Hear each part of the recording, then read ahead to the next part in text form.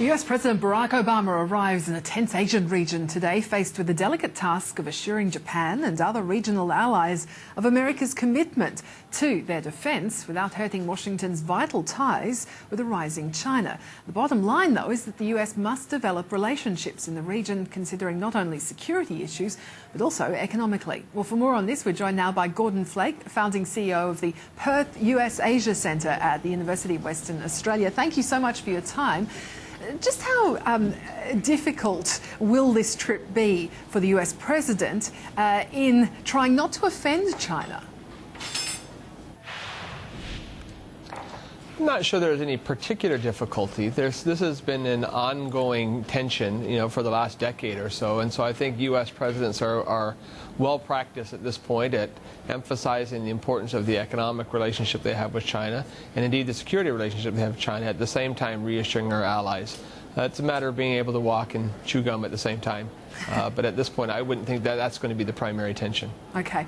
So just in terms of what he'll be hoping to achieve from this, obviously a lot of focus on the Trans-Pacific Partnership there. What do you think will be the main focus of this trip? Well, there's three primary drivers for this trip. I mean, the first one is obviously symbolic. The failure of the president to visit Asia last fall, when he had to stay home because of domestic political issues, the threat of shutting down the U.S. government at the time, really have led to people to add an added degree of symbolic importance to this trip, to re-emphasize the commitment of the U.S. to the pivot to Asia or the rebalancing to Asia. And so just showing up is half the game in this regard, and I think that's obviously something that is going to be accomplished in a matter of hours. Beyond that, of course, there's the message of reassurance. It's not an insignificant fact that 3 of the 4 countries the president is visiting are treaty allies, and 3 of those 4 countries are countries that have territorial disputes in the region. And so, a growing Chinese aggressiveness on the South China Seas and the Senkaku Islands, particularly in the context of what's gone on recently in Ukraine and Crimea, in Syria, etc., has led for a need for a symbolic kind of show of support for U.S. allies in the region, and I think you'll get that. But the third, and perhaps the underlyingly most important issue, of course, is the Trans-Pacific Partnership. The third and most active leg of the rebalance towards Asia, or the pivot towards Asia, has been the trade part. And we're at a critical juncture right now in the negotiations over the Trans-Pacific Partnership. And so hopefully bringing presidential influence to bear will help move that process forward. And how critical are those trade goals with Asia for the US? At this point, the United States doesn't have, at least in my mind, doesn't have a plan B. Multilateral trade talks, the Doha round, the World Trade Organization, they've been stymied now for years, and there's really little hope of that going forward. We've done the bilateral free trade deals in the region that we're going to do. The economic agenda for the Asia-Pacific at this point is wrapped up in the Trans-Pacific Partnership.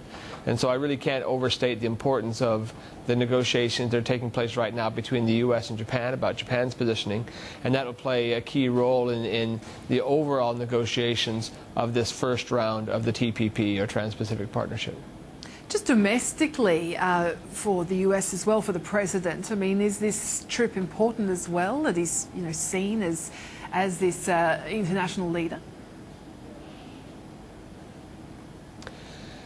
It is, probably less so than it is here in this region, to be honest. The American public, unfortunately, remains very domestically focused, and our own unique brand of political dysfunction remains very much domestically focused. If there's an attention being paid to foreign policy right now, it's unfortunately been dragged back to Europe with the events of Ukraine, ongoing events in the Middle East like Iran. But at the same time, President Obama declared himself the first Asian president, or Asia-Pacific president, and one of the real legacies of his 2 terms in office is going to be, the strategic realignment of the U.S. interests in this region. And so in that regard, it's important. It's important for him and for his legacy, not so much on the daily poll meters of presidential popularity in the United States, however. Yeah. This, of course, just follows the visit of Tony Abbott on his trip, of course, that we saw to Japan and South Korea and China. I mean, how closely aligned are Australia and the US's interests in the region? I think very much so. The President Obama, I think, would be fortunate to have as successful a trip as Prime Minister Abbott did. I think the headline in the Australian the day after his return was pitch perfect, and I'm not sure that we're going to get exactly that. But if you look at it, the United States and Australia as allies have a shared interest in the peace and prosperity of the region, in resolving issues such as the South China Seas. The U.S. and Australia are partners in this very important Trans-Pacific Partnership Agreement.